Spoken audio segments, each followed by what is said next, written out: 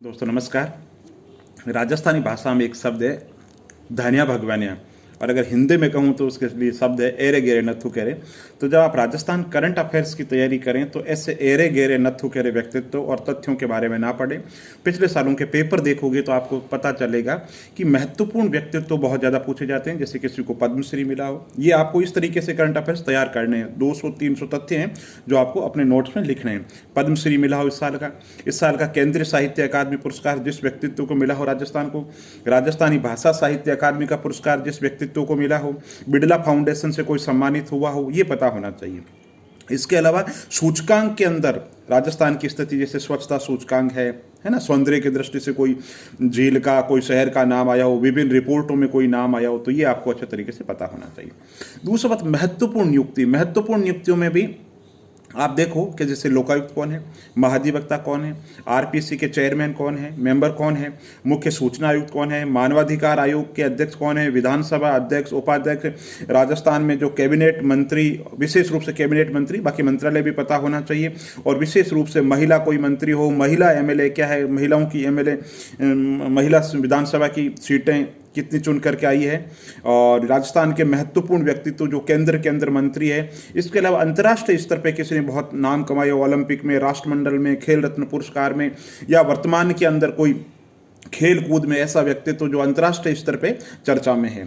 इसके अलावा स्थान और जगह, कोई महत्वपूर्ण परियोजनाओं का शिलान्यास किया जा रहा हो, किसी बड़े प्रोजेक्ट की नींव रखी गई हो, ऐसी जगह जहां कोई बहुत बड़ा एमओयू किया गया हो। एमओयू की जब बात आती है तो अलवर के अंदर कोई बड़ा प्रोजेक्ट हो लगा हो। इसके अलावा कोई जगह जहां पे कोई खनिज संसाधन मिला हो, तो इस तरीके के जो सवाल है वो पूछे जाते हैं।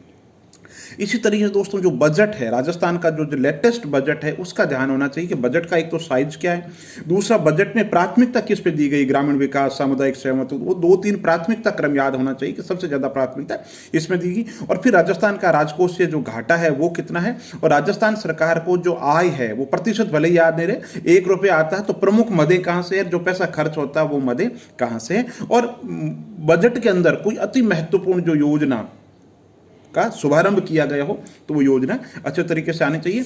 इसके अलावा जो आर्थिक समीक्षा है वो अच्छे तरीके से पढ़ो। आर्थिक समीक्षा, जो पूरी आर्थिक समीक्षा है उसको 100-200 तथ्य के अंदर लिख लो। अब आर्थिक समीक्षा के अंदर आपको पता होना चाहिए राजस्थान है, मानव विकास रिपोर्ट में हमारी क्या स्थिति है, जनसंख्या, घनत्व, शिक्षा, साक्षरता के जो प्रमुख आंकड़े वो पता होने चाहिए, महिला और बाल विकास के लिए जो प्रमुख योजनाएं चलाई जा रही है, गरीबी निवारण, उन योजनाओं के बारे में लेटेस्ट जो जानकारी है।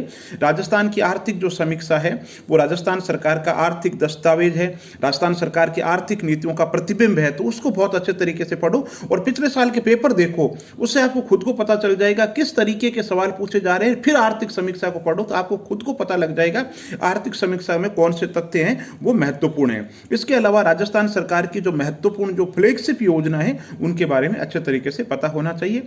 और मोटा मोटी जो सारांश है, आप पढ़ो करंट अफेयर्स के लिए मूमल और जो क्रोनोलॉजी है वो पर्याप्त है। बाकी कोई ऐसी मैगजीन प्रकाशित होती नहीं है विशेष रूप से राजस्थान के करंट अफेयर्स पे हो। एग्जाम कोई भी हो, पिछले सालों के पेपर देखो, उससे आपको पता चल जाएगा कि राजस्थान के करंट अफेयर्स में पिछले साल क्या सवाल बने थे और इस साल उनके फोकस इर्द गिर्द कौन कौन से सवाल बन सकते हैं। मस्त रहिए, चिंता से मुक्त होकर के तैयारी कीजिए, परिणाम के बारे में मत सोचिए, और पढ़ाई की जो गति है उसको बढ़ाते रहिए और पढ़ते रहिए।